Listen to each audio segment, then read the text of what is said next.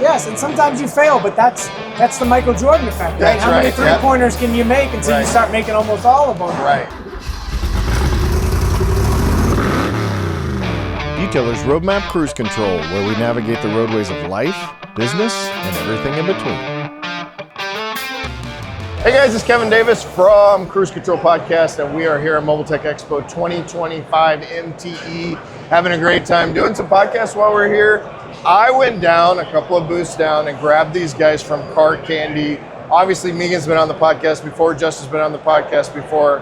I've known these guys forever. I met Ashley a couple of years ago, but I think they have a really cool story about the brand, about the business, about using social media, not influencers, I'm not allowed to say educators, trainers like Justin, and building a team. So we're kind of truncating these episodes slightly over what we would normally do into more topical things. So that's really what we're gonna focus on today. So I have Ashley, Megan, and Justin from Car Candy. So if you want, just go ahead and give me just the basic introduction. And I know you have and you give me a great backstory. We normally go into a really long backstory, but give me the backstory of like how you got here, how you built this company, because what we're going to try to do is kind of tell this story in sequence on how we got to where we are right now.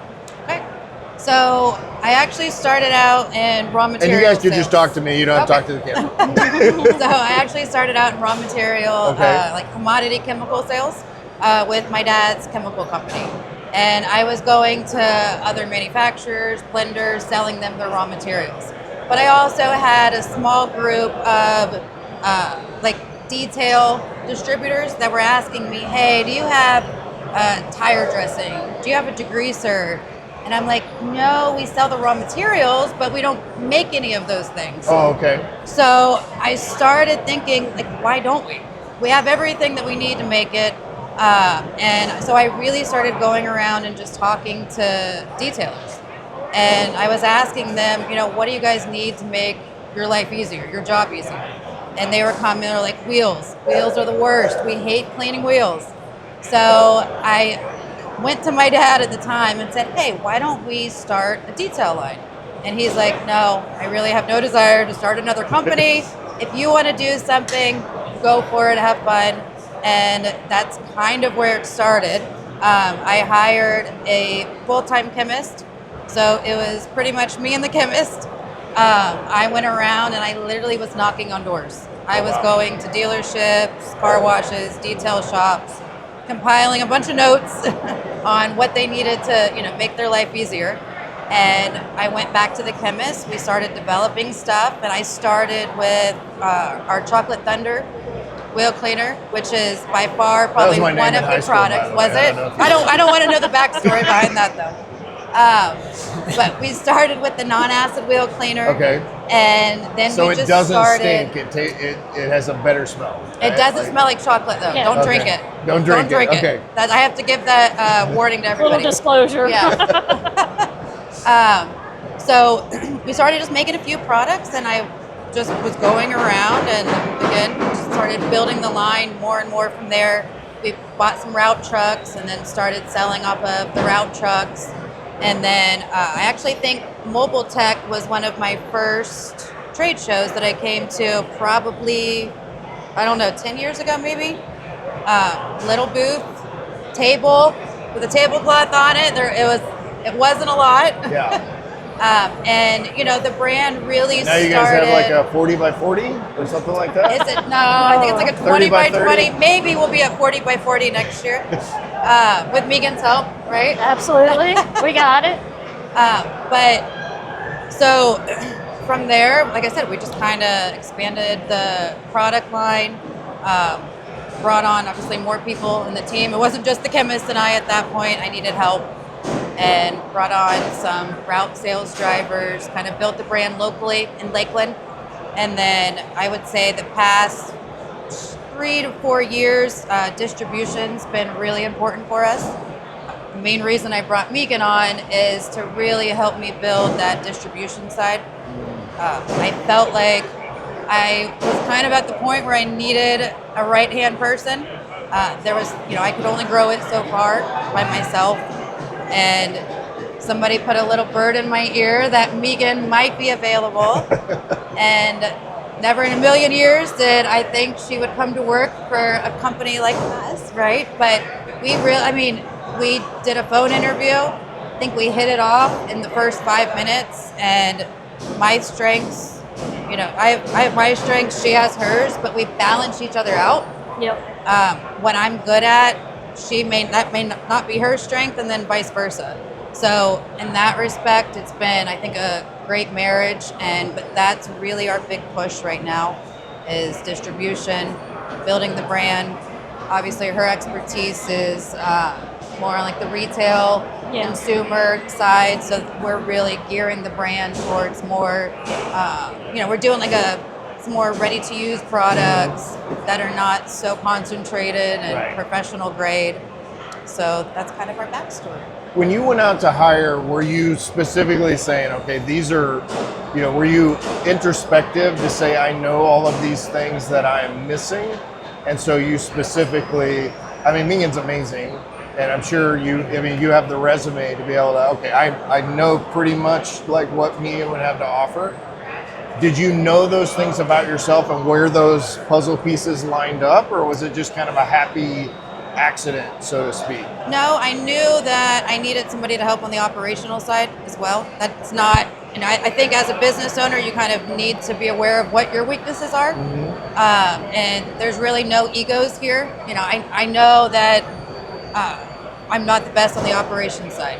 That's really, she's extremely strong on that side. I needed somebody to help with the operations. We're a manufacturer, so there's a lot of moving parts constantly on the warehousing side, and I'm more on the sales side. I feel like I could sell ice to an Eskimo, right? But again, the operations side, it's just not my strength. Yeah. So that's where I knew she would be a perfect fit for that.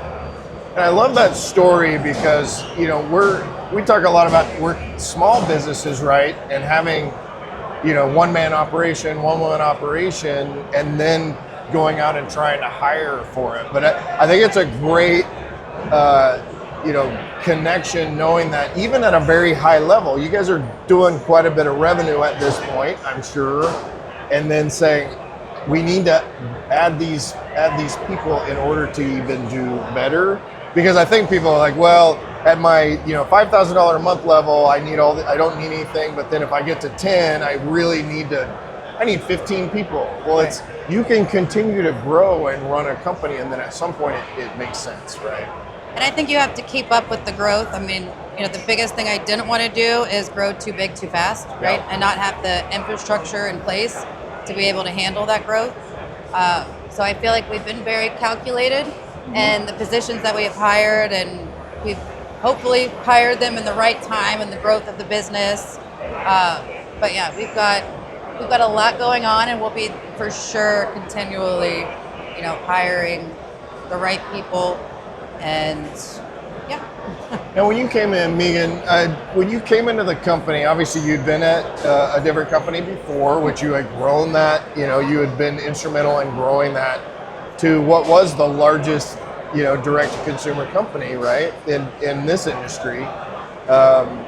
What did you bring, and what was exciting about coming on board and seeing that? Because we're all, very entrepreneurial, right? And so you see these opportunities, and you're like, that looks like a lot of fun.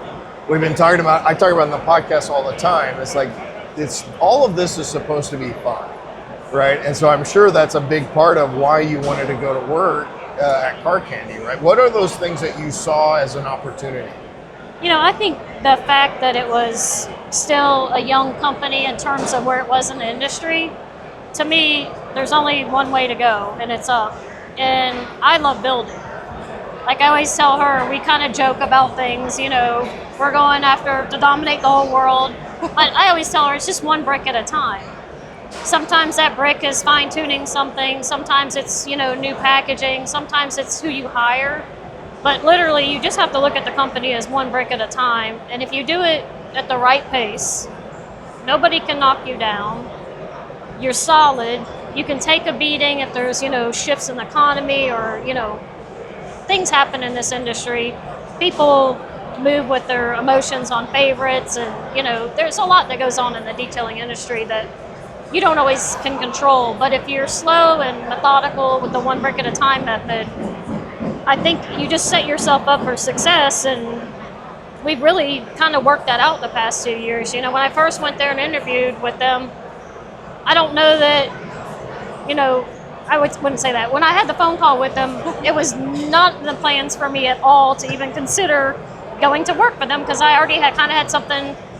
And I talked to her and her dad, and I hung up the phone and I said, I think I'm going to go work for these people.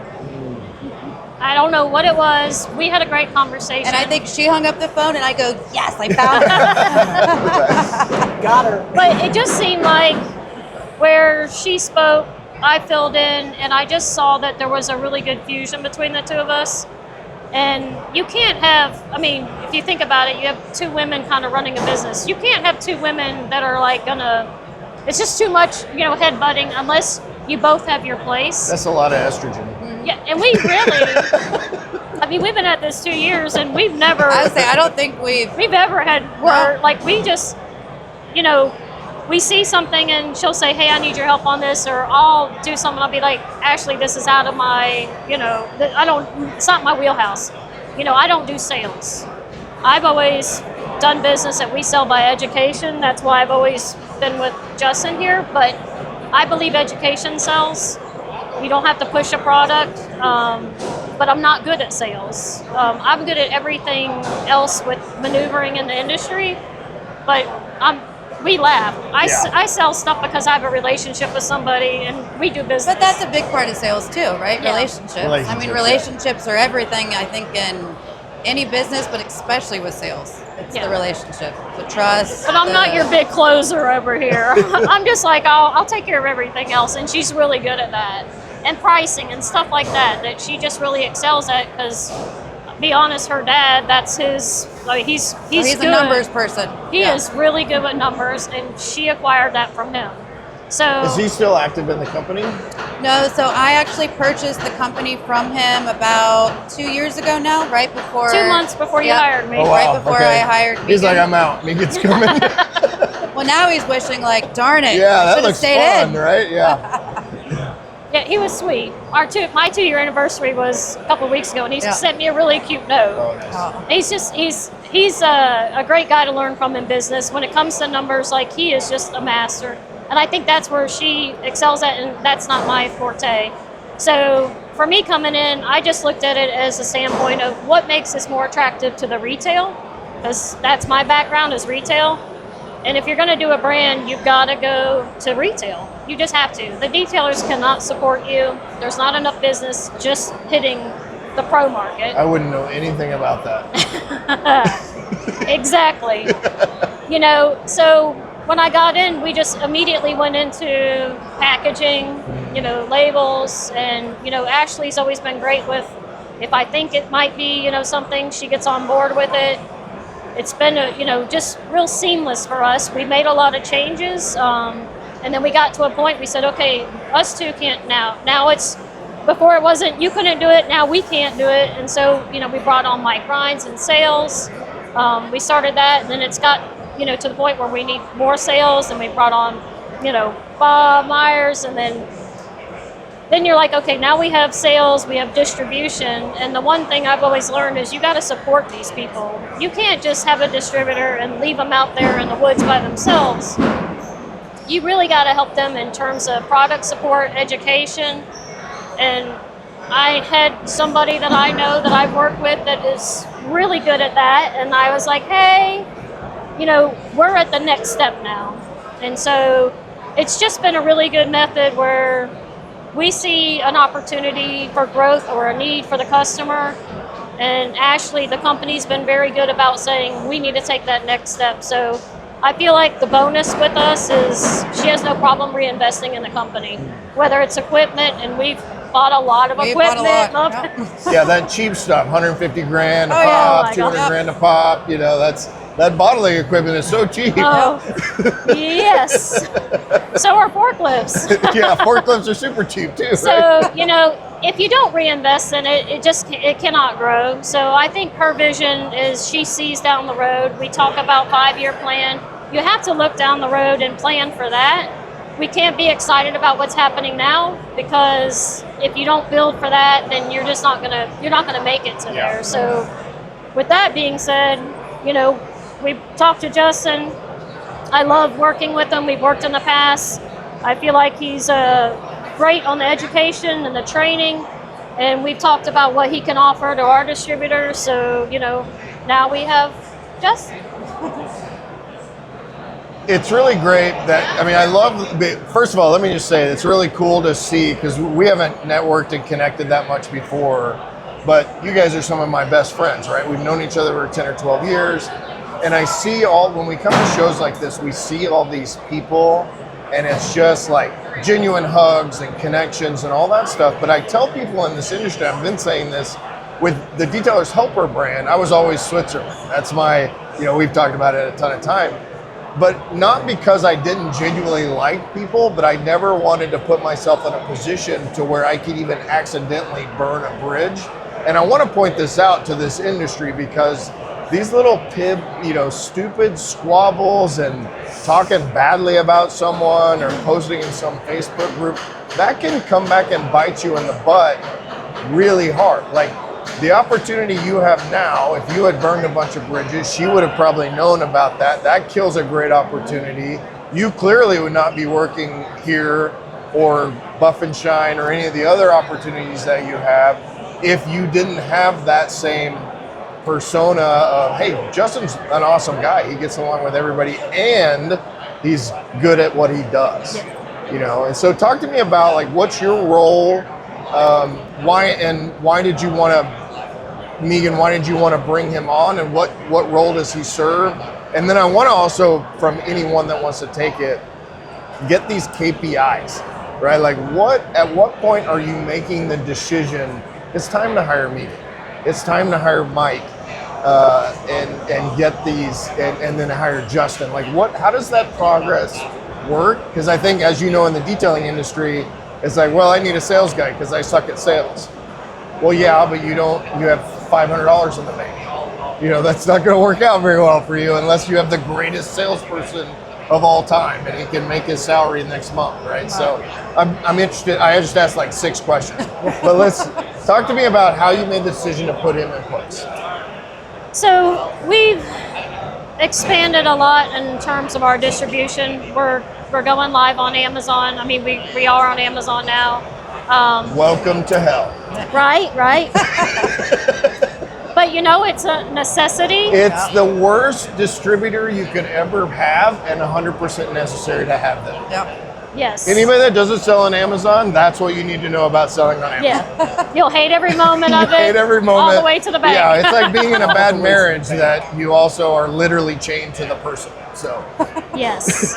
Yeah. So I think, when you talk about how do you decide when you need somebody, for us, with us going on Amazon, we knew we needed to create some more content. We want to make sure our content is very rich in education. We want to inform the consumers how to properly use the products. I feel one thing I've learned through my 20 plus years is the consumer will tell you your product is no good because they don't know how to use it. They didn't read the label. They're wrong, usually. Because we don't sell stuff that sucks. I mean, some people do, but for the most part, you sell good products. Right. But just because you don't know how to use it doesn't mean it sucks. So then you have to educate. I feel like a lot of people don't want to put the money into education because I feel like, oh, well, marketing's the way to go. I just need to get it in their hands and it will sell itself.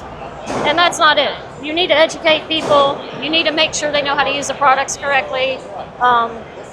And another thing is me and her hate going on video. So you're welcome. Justin, I've worked for him for years. He's done a lot of video work for me. He's done a lot of training for me.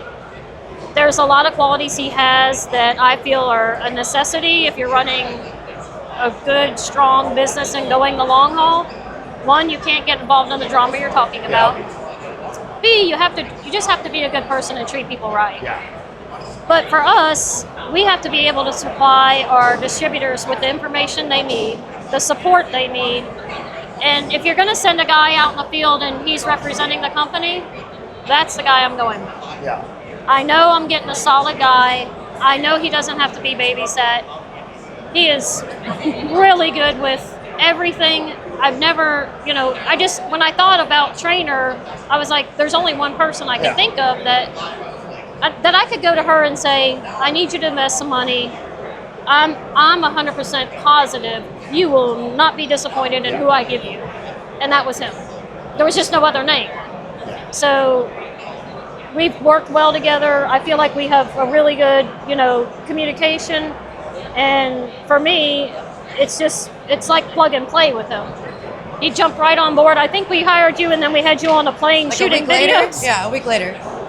And it just was like, I felt confident. We sent him to a distributor by himself, and I never even thought twice about it. Yeah, well, because he's a professional. So Exactly. you're basically doing forward-facing to the retail customer and detailing customer, but you're also doing back-end education for distributor, because I'm assuming you're building this content piece for your distribution network as well, right? So explain kind of what that looks like and what you do.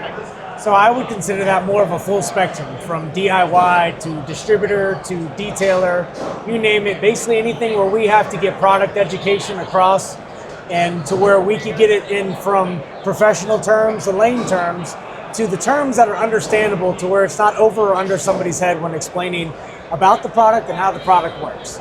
Because in the space of detailing, there's a lot of similarities amongst chemistry, and me being a product of my environment and being able to work with so many amazing manufacturers and having the track record I've had, I've found those similarities, and at that point it's terminology and the reaction based on the type of content I'm trying to get across, and seeing the body language, the facial language of how people react to that, even operating and owning my own business and speaking that language, anywhere from engineers down to, people who have no idea about car care, and getting them to understand and see the value in either the product, the service, or the message we're trying to get across as a whole.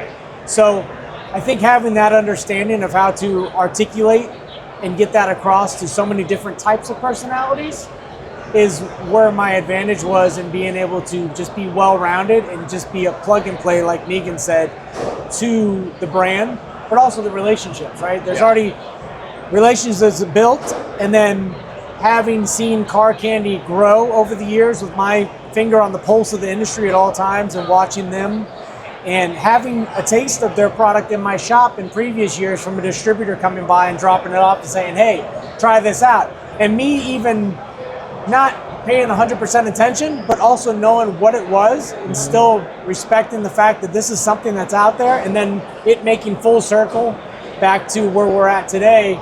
And obviously with Megan being on board, it's one of those things where I found it was a fit as me coming in as a team member, but also seeing the trajectory of success for taking the win with being able to reach a customer base that's untapped for the brand. Yeah. Whether it be internally here in the US in different regions, all the way out to the outer scopes of the US, to where we could really make this thing on the next level, like other brands have done successfully, but kind of taking it our way and just candy coating everything that's inside. Oh, I love it. I love it. Look at that. Yeah, to throw that He's in there. hired. That was good. You and I think, have we have similar superpowers, which is the connectivity, the ability to talk.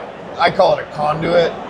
The ability to create a conduit towards the engineer, the soccer mom, or anybody else to be able to educate. So that's one thing I've noticed about you. And we are camera hogs.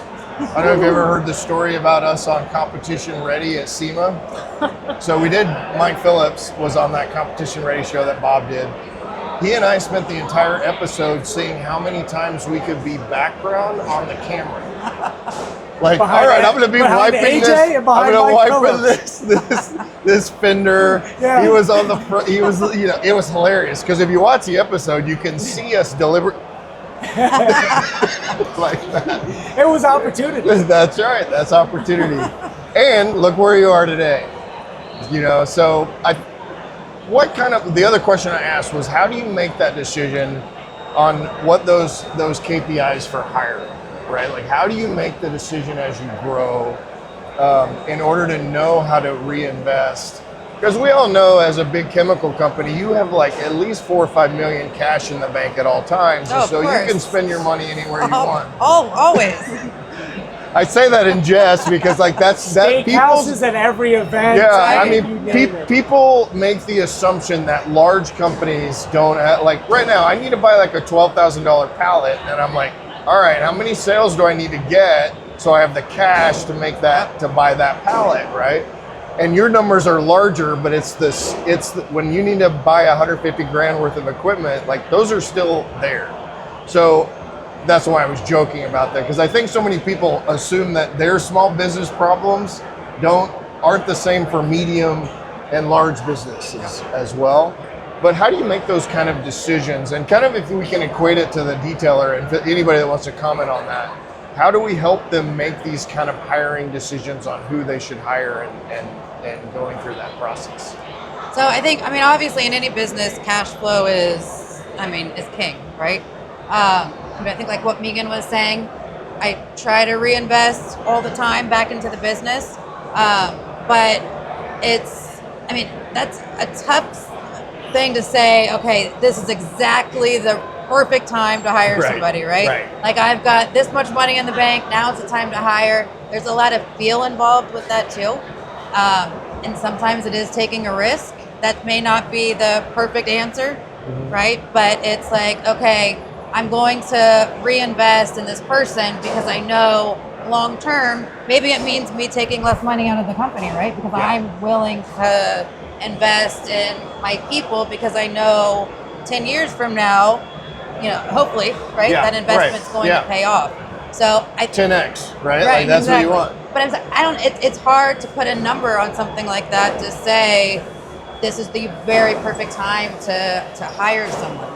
I do think there's a lot of like feel involved in that. Okay. I knew, and it's also the time of the what part of your life are you in that moment too? Yeah, right. And I'm saying that because Megan kind of came along at the very perfect time. I was pregnant. I was freaking out thinking, what am I going to do to take 3 months off of work, right? On maternity leave. I'm going to have to bring my son with me to the office. And it just was perfect timing. And I was ready for that next chapter of the business.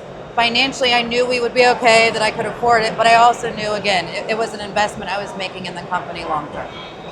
I don't want to gloss over this. So you took 3 months off. I did. And you're the CEO, owner of the company. You don't get to do that. Did anybody tell you that? And honestly, you want to tell them how long you gave me to get acclimated? So that's what I was going to say. I think this is you started 2 months, right, before I left. I started January 9th. And you had him when? I had him March 25th. So 6 weeks. Yeah, she had 6 weeks. I basically was like, figure it out. But honestly, there's probably nobody else that I would have felt comfortable taking 3 months off and walking away. And I wasn't. It's not like I wasn't physically there. Oh, right, 100%. But anybody else, I would have been honestly a nervous wreck. I probably would have come back within a couple of weeks. But I knew I could trust her. That was the first thing I said to you when I hired you is I'm not going to handcuff you. Yeah. Again, there's things that you do that you have 20-something years of experience. And, if you do something better than me or whatever, bring it on. That's what I want. I want to surround myself with people that are smarter than me and know more than me because I want to soak up all that information as well. Well, I want to point that out because I've had 3 guests today that we've been shooting these all day, and I had Stephen and Brittany Rusco, who are in Carolinas and very successful business, 5 years in business. They'll hit $1 million this year. But one of their big objectives is, and this, you guys know I preach this all the time. You're supposed to be using your business to build your life, not the other way around. And I think that's a great example. And if you're like, if you're a dude listening to this, you're like, oh, well, I don't have babies. I'm like, well, you may have a family and a wife. And I want to point out the fact that is a conscious decision to do something that's better that's important for your family and for yourself personally and for your baby. that it's okay to make those kind of decisions. So that's really cool because That kind of just gave me, honestly, I just got goosebumps because I think I waited a little bit later in life to have a kid, right? Because I was super hyper focused on building a business, and I didn't want to be this like absentee parent that couldn't, be in my kid's life. This episode is brought to you by Detailer's Roadmap. Hey, spoiler alert, that's us.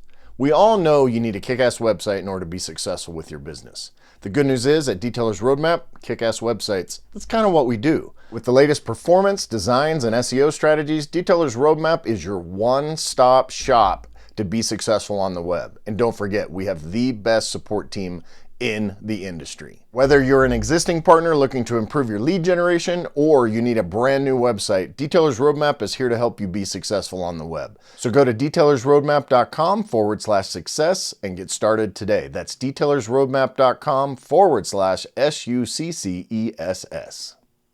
So, like I said, it was just really a blessing in disguise that everything happened when it did.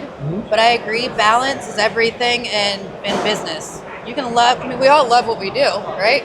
But you still have to balance, you have to have that work-life balance to, I feel complete. Like I feel complete now. Like I can do everything that I love. I love my business, but I also love my family time, and I'm able to really do both. I love that. Because all four of us here, we've talked about our relationships, and I know you've fed more into your marriage in the last 10 years that I've known you, and all of these things, and you do the same thing. The reason I like bringing this up with different types of people is because, well, you just don't understand how busy I am as my one-man shop. I'm like, dude, go home. It's going to be there tomorrow, right? Stop the same taking problems pictures of are going your to be watch there at tomorrow. 3 a.m. Like, you're an idiot. If you're single, do that all day long. Bring your dog to work, but or cat, whatever. So, what were we going to talk about? You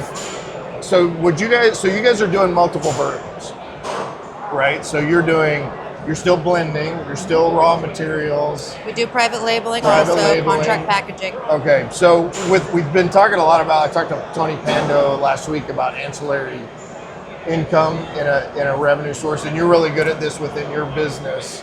How do you guys balance that all out in terms of having this? And I had dinner with Tony last night, actually, and we're talking about how we take Detailer's Roadmap into the PDR world, because we already do detailing, intent, and PPF, and I asked the guys, is this a good idea?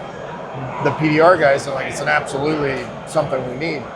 But how do you guys make the decision to continue to add these different verticals, and how do you focus on all the ones? Obviously, you're doing both retail, but you're also doing detailing, distribution, handling him, helping with sales, all of that stuff, right? Like, how do you guys make those kind of decisions? You want to take that one? I was, when you asked that, I kind of feel like sometimes things fall on your lap.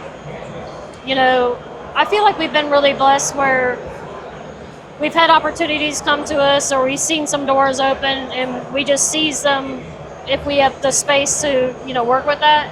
And I feel like since the day we had our first chat, things have just kind of fallen into place, and it's come to us when it was the right time. Yeah. And just going back to her taking off maternity leave was the best thing that could ever happen to me, because I was literally thrown into the wolves. Oh, yeah. And it was sink or swim, but it was the best way to learn the business and just get committed and, spend the time with it. And I just feel like as we've gone through our different stages, some things come to us and we might not have even thought about going that way or doing this and that, but the opportunity presents itself, and then we have a little chat. Sometimes we call it therapy. We have a little chat, and then we're like, you know what? That came to us at the right time, or it is time to do that. But in that respect too, we've also turned down opportunities because, I think we always say, like, don't get distracted by shiny objects, right? Yeah. You get too many opportunities thrown at you, then you're losing focus. So, and she reels me in sometimes with that. And I'm like, oh, this looks, she's like, no, bring it back. We call it the rabbit hole sometimes. Don't go down the rabbit hole. We'll get on something good, and like you see something to the side that you probably easily could grab that and work it in. But are you giving 100% to what you're working on? Yeah. No. And I really feel like you have to give 100% on whatever it is you're doing, or you're just not doing it right. So that's kind of how I don't know, we've just really had a weird, good mix for the past 2 years. Like, we have navigated the whole business, the plans, and where we're going with complete ease that sometimes it's scary. Like, it's all just symmetry. It's falling in place very well. It's just quiet moves, and I don't know. We just never feel like, oh, we shouldn't have done that. I don't think we've had a we shouldn't have done that moment yet. No. And I just feel like, I don't know, the detailing gods have aligned, and we have found our path, and we are really have just traveled down it. And, you know, it's just simple things, you know, with Justin, with adding on salespeople, things happen at the exact right times for us. Just like I feel like, you know, I quit my job, she needed somebody. The doors have opened at the right times, and until timing isn't right for us, I don't think we overthink that stuff. Yeah. Right. You know? I love that. I wanted you to put your education hat on. Okay. Can you put that into, so these verticals, right? We have all these verticals at this level. Can you put that and discuss how detailers can have those same verticals within their own shop, and how you've done it in your own shop? Because I want to kind of tie that in, right? These decision matrices and hiring and adding services and looking for opportunities and all of that, and kind of bring that back around. So timing is everything. Yeah. That's a fact.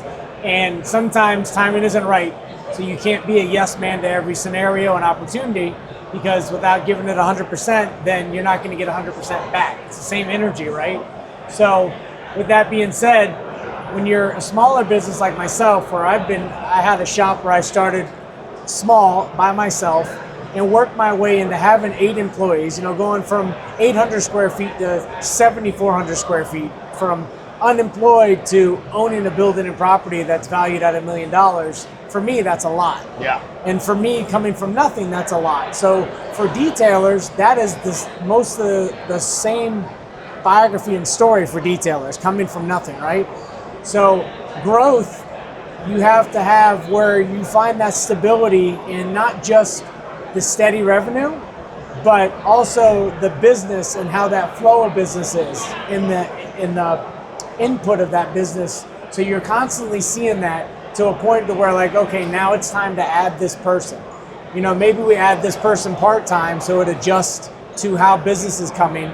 So as the growth of business happens, we could also adjust that person into a fuller position from their partial position. And then that continues to grow and as a building block, like Legos. Yeah. You know what I mean? Yeah. To where you're able to kind of consistently do that. And by the time you look back after a period of 5 or 10 plus years, you're able to say, wow, I was here, now I'm up here. And then sometimes it does have to be forced, depending upon what your goals are. Yeah. You know, some entrepreneurs are just that driven to where they'll put somebody in place in a new position to make that part of their company happen, even if it's not there. We talked about that about Grant Menard in one of my other episodes. He will spend money that he doesn't have and go make the money. I don't recommend that. Yeah. But like that's his, Well, but to your point, that's what he's talking about. You actually create a scenario that you don't have any choice. And Because you're the- investing in yourself too, right? Yes, and sometimes you fail, but that's the Michael Jordan effect, right? That's How many right, three-pointers can you make until you Right. start making almost all of them? Right. But that's when people get discouraged, and when failure hits them, they just stop. Yeah. That's the difference between your common person and your entrepreneur hustler who is able to get back up and keep going regardless of the loss they took. Yeah. Instead of taking it as a loss, they take it as a lesson, they move forward, and they continue to strive after being hungry for a win. Yeah. And that's where your growth aspect happens. Whether it's this amount, you know, like for me, I had from 23 to 25, I had a small percentage growth in my business, but it was a growth. Yeah. Nothing to brag about, but it was like, oh, what happened? Now, you know, I try to analyze and look at that, but at the same time, I could spend a bunch of effort and energy into looking at what happened and hopefully try to learn from it, or I could just focus and put energy into moving forward to try to just do things differently that are going to make it better.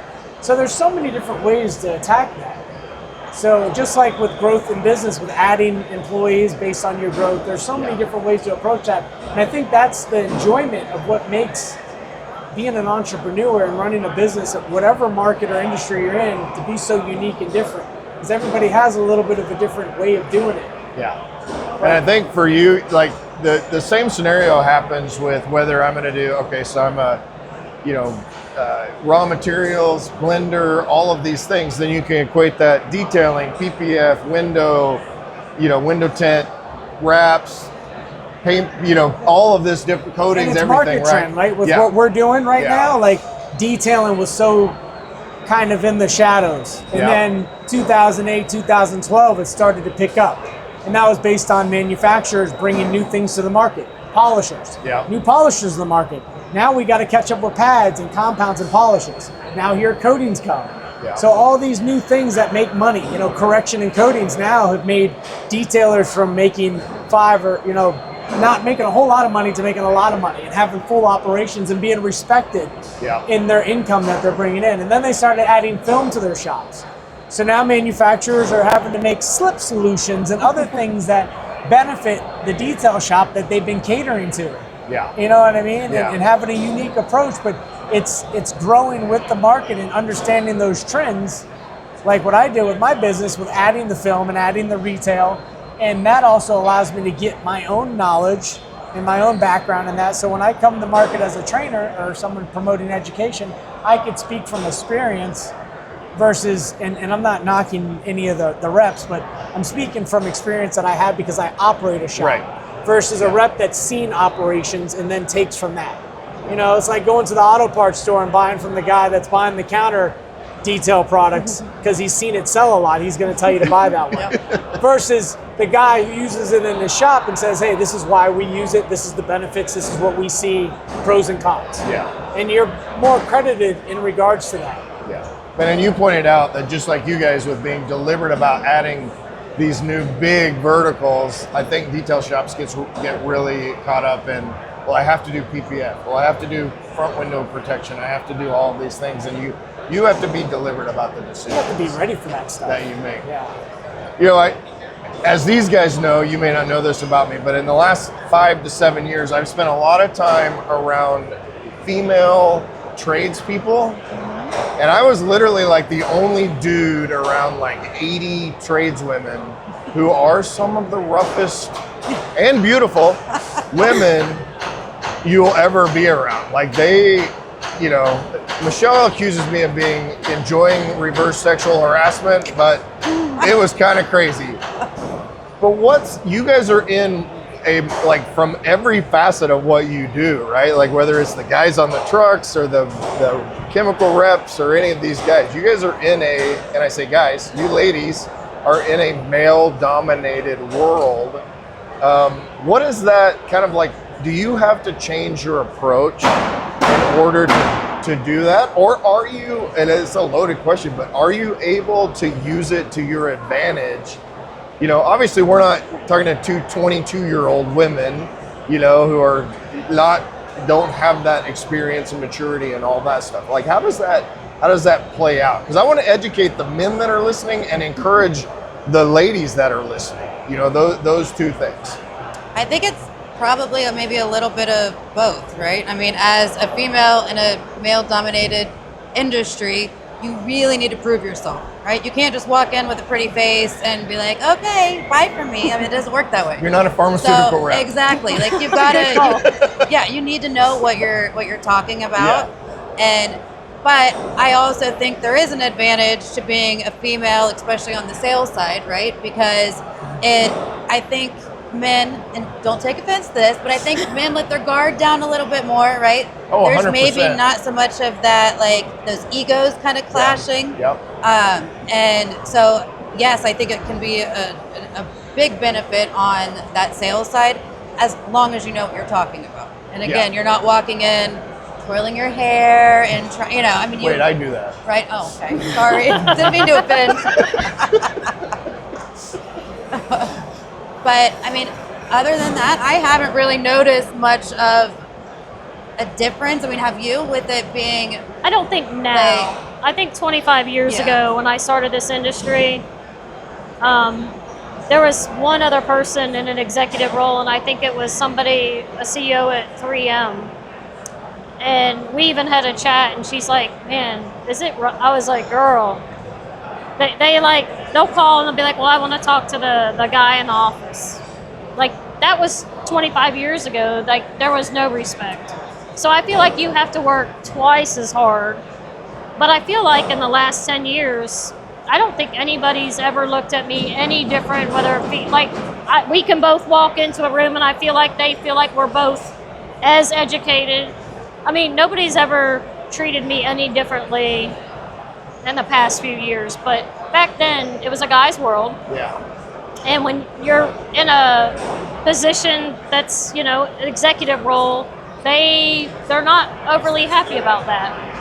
And it is, I think it just was a ego-driven type thing, but you have to prove yourself. You got to work twice as hard.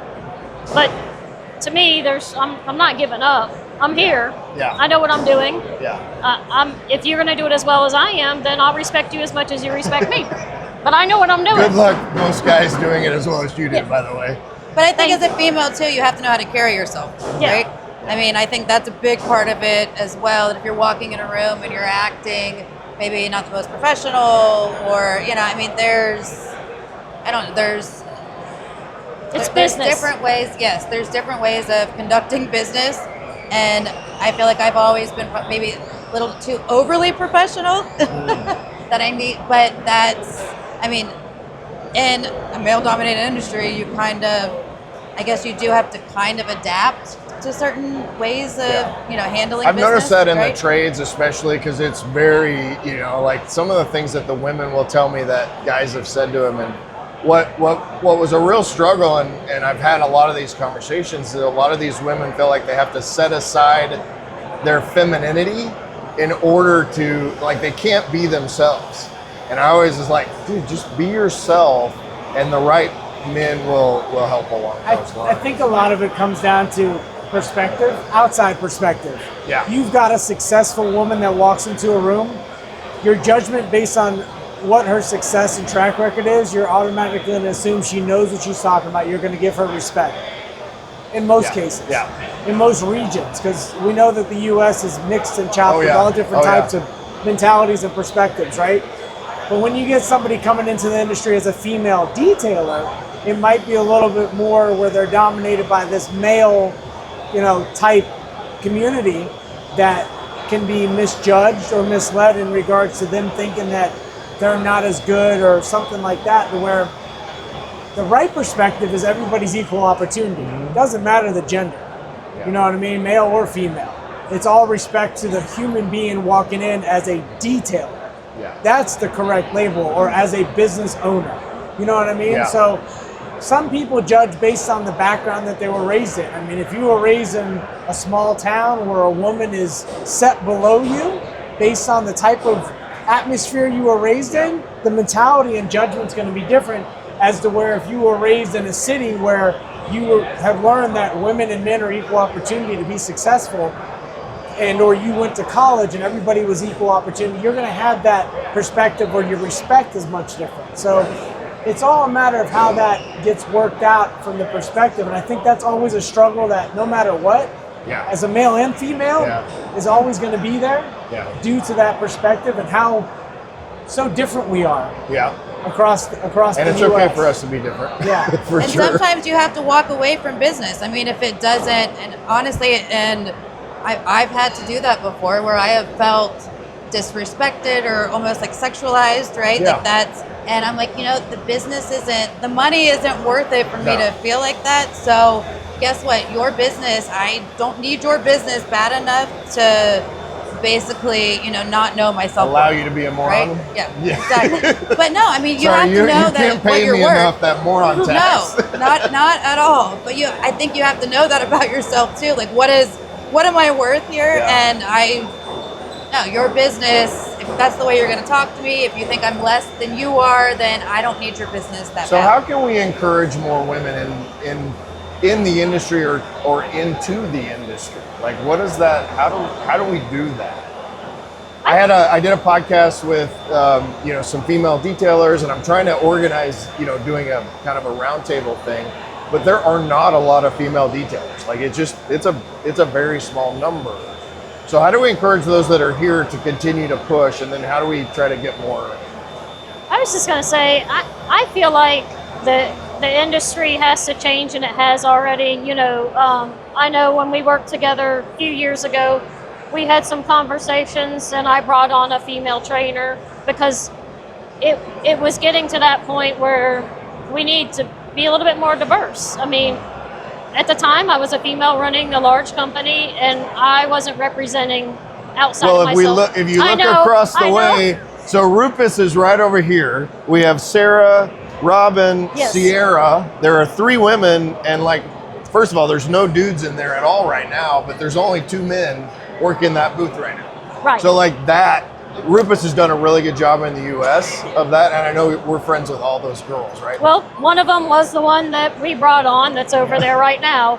And, I went to Rennie Doyle and I said, hey, I want our company to reflect us as a whole. And, luckily, the president of our company at the time had even said to me, you need to do something about this. Yeah. You're kind of the female in the industry that can kind of make a little bit of a change. So I went to Rennie and I said, I need a female trainer. I said, because I had asked nobody's like, I don't know anybody. And I happened to be shooting film. I don't even know, I think you were up there at the time with me. Yeah. And he said, I can only give you one name. There's only one person that I think you could develop. She's not a trainer, but she's really good. And I do think if you fold her in with you and Justin, you can make that happen. And I had a conversation with her at Mobile Tech, and the same thing like when we chatted, I knew that moment there was a good chemistry. We were going to be able to work with her. Just, it's the mindset. And when we brought her on, I think it kind of opened up a lot of avenues. We had people reach out to us and said, thank you for doing that. And then I was like, oh my gosh, I've been totally missing a good opportunity to help, bring some diversity. And then you start seeing a little bit more happen here and there, but I don't really think it's an issue anymore. I think if a woman wants to detail, look at Sydney. Yeah. She's amazing. She's kicking butt. She reps for other companies. She is a very talented, detailer. And nobody says, oh, that girl. They say Sydney with respect. Right. I just don't think it's that way anymore. It was years ago, but I do feel like this industry has no issues with it for the most part. You're always going to have a few, but Right. it does. I don't care what you do. But they have issues You're going to with go each into other. but your wife. It doesn't matter what gender, Listen. they hate everyone. Your wife bakes. If you decided to go start baking, they'll be like, who brought the dude with them? There's always going to be somebody. Yeah. So I just don't feel like this industry really cares anymore. Who you are, it's your skill set, what do you bring to the table, and when it comes to companies like ours, they don't care that there's 2 women running the company. They care, are we taking care of them? Are we supporting them? Are we standing behind our word? Because that's a big thing for us, because we always talk about, people talk about contracts. My word is much better than any piece of ink on a paper. We talk about this all the time in ethics office. in business Yes. and morals is This is what keeps you in business. Yep. You take care of people and you will go the long haul. Oh, yeah. And I don't care if it's a guy or a girl.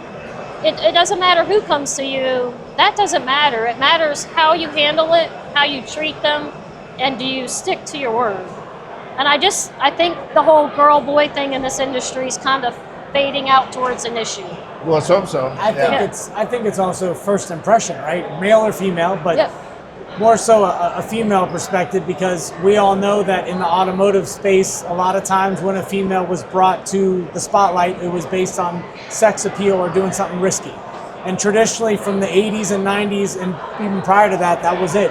A photo shoot on a car, doing something fancy or, risque with the type of attire that they were wearing. Even 10 years ago when I had Detailers Helper, I had girls send me pictures of them wearing a belt, and not even on purpose, but I can't use that picture because you're in a boat leaning over forward. Bingo. And that's not our image. So because it was I can't use that that's stuff, right?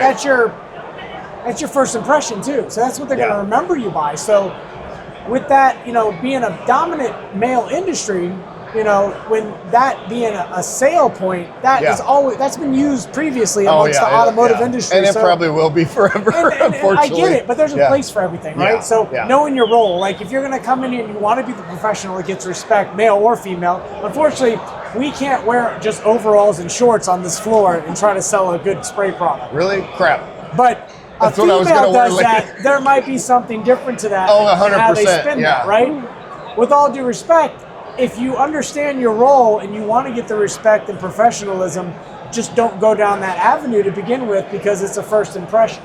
So if you're not looking to want to get the heat and or disrespect or discredit, then that's where starting your path the right way to get the respect you want, it's not so much earning it, but starting the right way to get it out the gate. And that's male or female. And it's unfortunate that women, unfortunately, can't. There's a very well-known welder, female welder, and she leans into her sexuality and she's judged a ton. And that's just her natural personality. She's extremely smart, extremely well, and it's unfortunate that she can't really lean into that part of herself without being judged for it and not taking seriously. She doesn't care because she's, you know, who she is. You can be professionally attractive. Yeah, right, yeah. But there's also where there's the gray area of, well, like you still have the sleeves on your shirt. So like normally you don't wear sleeves because you have your other sleeves, but. Normally I like to wear tank tops outside of everything I do. But that's just who I am. You can't do it. You got the wife beater going. You can't wear the wife beater with car candy on. There is a balance, and I feel like it's all how it starts, and because you've got that, you know, that gender category of what it once was, it's the perceived value of what it could be. So some people by default will go down that road and realizing that they've basically screwed themselves because they've started this way, but they don't want to end that way. But they felt that was maybe a foot in the door. And it's like, no. There's so many different better ways to approach that, especially this day and age, because everything is kind of leveled out quite a bit amongst that whole gender difference to where now there's a respect on each level. And for a female to come in, there's mad respect because let's be honest, most females are better detailers than males. So for the small amount of females we do have in the industry that kick ass, if we had more of those, that would be the dominant gender to our industry. You need to hire more females, basically, right? is the you know idea. What I mean? There's some that have done that very well. So to see that continue would be very beneficial to our industry as a whole and growth for everything. I love it. Well, I think that's a great place to end. I know you guys have stuff to sell. So how do we find more information about car candy? Whether it be, I mean, you guys do it all, right? So I do want to have one myth dispelled. From what I understand, there are approximately 4,000 blenders in the United States that make products, according to everyone that sells products. True or not true? We're going to go not true. Yeah, I would say there's probably a lot of private label products out there. And we appreciate all of them. Yes. That's right. So if you're looking to start a brand or whatever, the joke I always give is, I hired a chemist and we used the ass sweat off of South American tree frog for this tire dressing. It's only available at this place, when in reality, it's literally the same product that's right there. So but I joke and say that because from a manufacturer standpoint, you have to realize that there's not that many that provide that. But how do people find out more information about either that side, the retail side, distribution, anything like that? So they can visit our website, which is carcandy.com. We're live now on Amazon, so if they want to try some of our best-selling products, they can go on there and purchase products on Amazon. We do sell on our website as well, quarts and gallons. And then we have distributors throughout the U.S., so if you're looking for a local distributor, just give us a call. We'll tell you who you're close to, or if you want to be a distributor, call us, because we're always looking to, add on to the Car Candy family. Awesome. Well, thank you so much. I appreciate you guys coming on board. Thank you. Appreciate Thank you, honey. Thank you. And out of those 4,000 blenders, right? Yeah. There's only one recipe that gives your vehicle a sweet look that it can ever there have. we go. That's car candy. I love it. Man. Car Candy does not give you cavities. Doesn't give you cavities? Yeah. I mean, No it will. cavities If with you That's drink- dentist. That if keeps you in drink the- business, Yeah. right? Yep. Thanks, guys. Head over to detailersroadmap.com and get your one-stop success solution today.